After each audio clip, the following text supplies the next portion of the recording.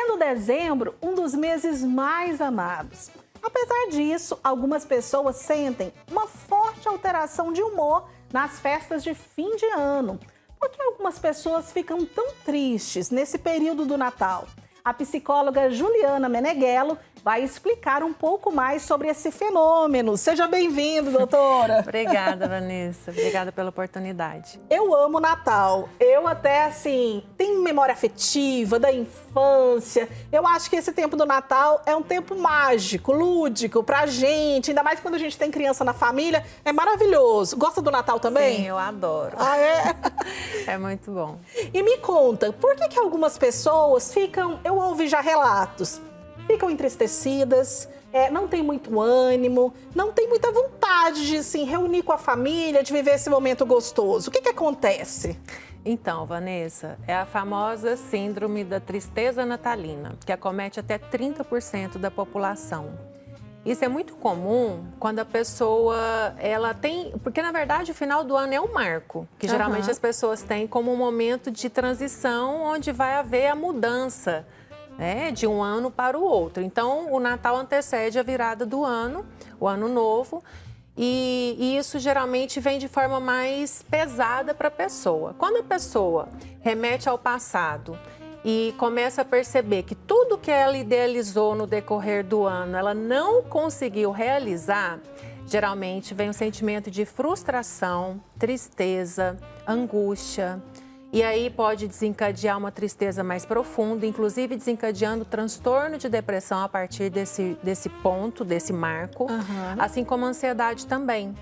E é muito interessante quando a gente para observar e ouvir essas pessoas que sofrem com a tristeza natalina, porque elas tendem a dar ouvido às próprias vozes negativas da própria ansiedade, da própria tristeza ou uma possível depressão. Elas dão importância para essas vozes, o que intensifica ainda mais esse sofrimento. Temos também aquelas pessoas que perderam entes queridos. Isso é algo muito marcante nessas datas comemorativas.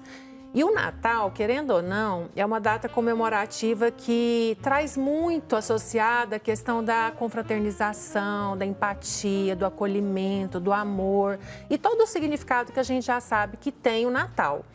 Então, fica mais aflorado essa dor quando a pessoa perdeu um ente querido, principalmente quando aquele ano é o primeiro ano, porque as memórias estão mais vivas, Então, assim, tudo isso remete ao sofrimento e a essa tristeza natalina.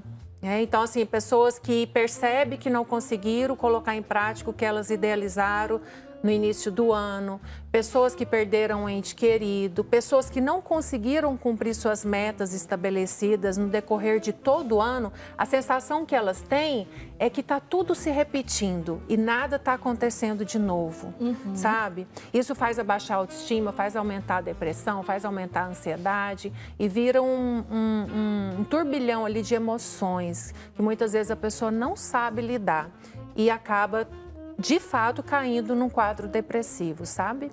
Doutora, é um dado muito grande, porque 30% da população são muitas pessoas. São muitas pessoas. Mas agora eu queria falar do ponto de vista de quem convive com alguém que sofre com a tristeza natalina. A gente tem na nossa família, por exemplo, vai organizar a ceia, aquela festa de Natal, sempre alguém que, não vamos fazer isso não. A pessoa está desanimada e acaba que vai passando aquele desânimo, aquela tristeza. Eu não quero reunir não quero um amigo secreto, não quero isso. Como que a gente lida com uma pessoa que sofre realmente com a tristeza natalina? Isso.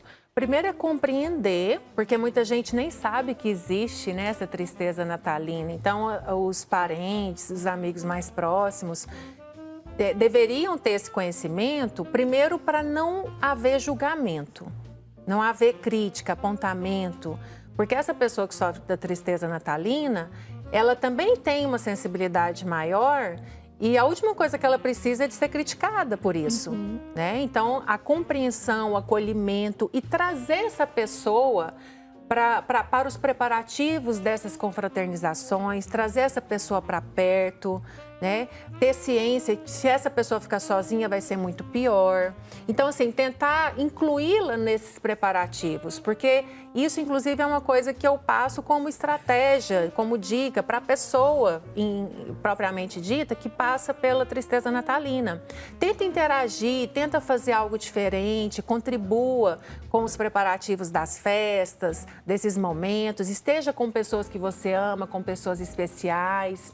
Tenta fazer algo que você goste.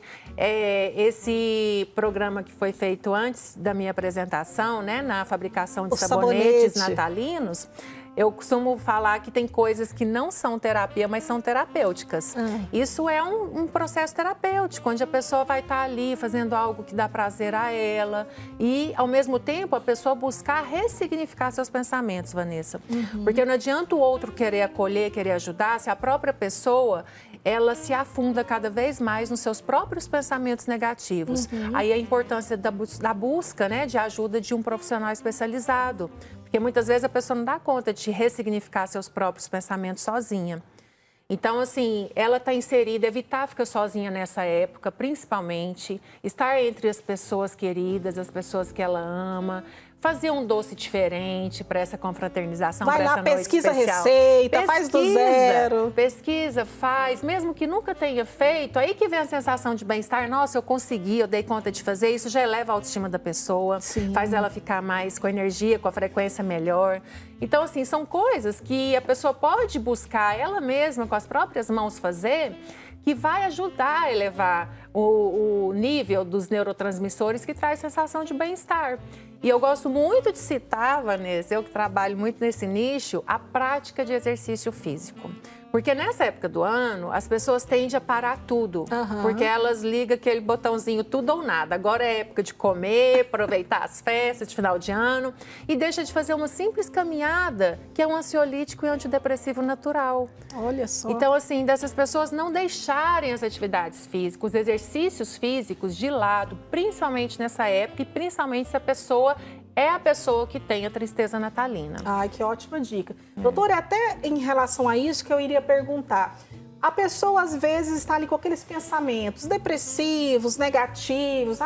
Ir para a festa de Natal, estar junto com todo mundo. Já deu a dica do exercício. Mas, assim, é claro que a pessoa precisa de terapia. Mas, para reagir ali naquela hora, o que a pessoa pode fazer para ela sair, né? Porque parece que fica no ciclo. A pessoa pensando, vai pensando negativo, negativo. E cada vez mais vai aumentando. Ela não consegue sair daí. Exatamente. A pessoa começar a trabalhar seus próprios pensamentos. Uma dica simples seria a cada pensamento negativo, a cada obstáculo que ela percebe que ela está criando nos seus próprios pensamentos, de ela buscar uma saída, dela buscar um ponto positivo. Porque tudo na vida, Vanessa, por pior que seja a situação, tem um lado positivo, tem algo, pelo menos para a pessoa pensar assim, não, isso foi trágico, mas então não tem nada positivo, eu vou pegar isso como aprendizado.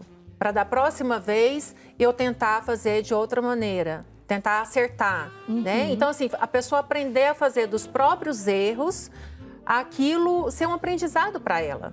Igual, muitas vezes ela se depara com a culpa e frustração porque ela não conseguiu realizar o que ela idealizou no início do ano. Pega isso como aprendizado. Onde foi que eu falhei? Por que eu me sabotei tanto? Isso realmente era algo necessário? Porque às vezes a pessoa fica sofrendo em vão também, né?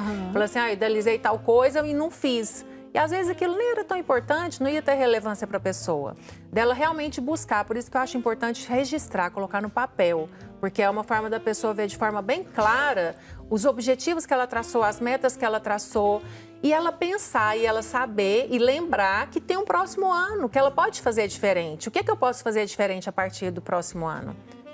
Quais são as pequenas ações que eu posso colocar em prática que vai gerar de verdade os resultados que eu quero para o final do ano que vem, eu finalizar o ano de forma mais satisfatória, mais feliz, mais satisfeita comigo mesma.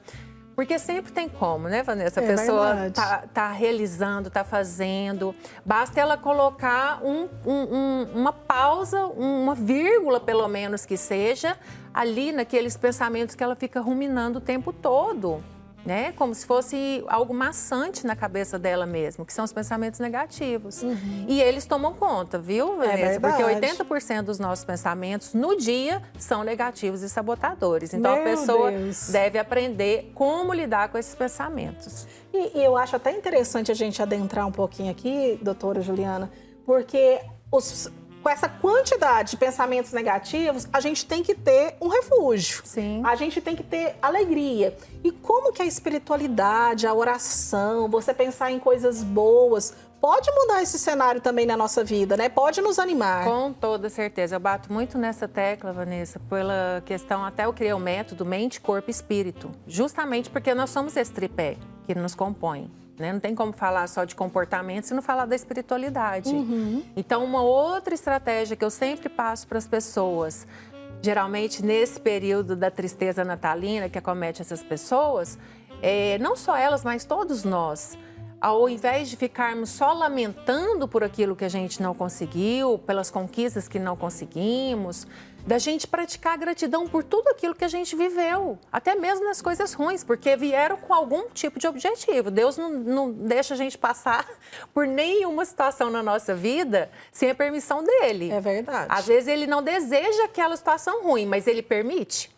Por que há a permissão dele? Para a gente aprender, para a gente se fortalecer.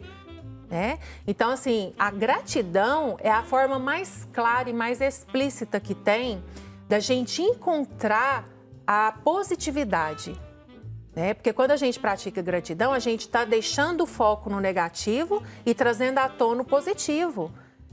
Ah, mas isso aí pode gerar uma zona de conforto, que a pessoa vai ficar estagnada em tudo aquilo que ela conseguiu, agradeceu. E aí, como que fica o que ela não conseguiu ainda? E a pessoa começar a se autorresponsabilizar. Eu agradeço isso, isso, isso. E aquilo que eu não consegui ainda, a partir de agora eu vou fazer minha parte para que eu consiga, para que eu conquiste aquilo. E quando se tem espiritualidade, nós passamos por muitas dificuldades na vida, mas a gente passa com paz, com tranquilidade. Verdade. Pode ser um momento mais difícil, Exatamente. mas a gente tem aquela paz no coração e aquela tranquilidade para seguir, não é? Exatamente, com certeza. Traz uma paz enorme e eu falo muito isso. Independente do que a pessoa passe, independente do que norteia a mente dela, se ela tem Deus com ela, se ela pratica esse lado, a saúde espiritual, ela vai ter mais leveza para lidar com todas as circunstâncias da vida dela. Isso não tem dúvida, né? E a pessoa que pratica e sabe, tem essa conexão com Deus, com o Espírito Santo, ela sabe disso, ela sente, ela vivencia isso todos os dias. Ai, que maravilhoso. Ó, e essa dica não foi só para a tristeza natalina, é para cada um de nós, no nosso dia a dia, para que a gente saiba lidar com os nossos pensamentos e viver de maneira melhor. Obrigada, doutora, pela sua participação, viu? Vanessa, Volte outras vezes aqui em casa. Tá, A gente aguarda. Obrigada.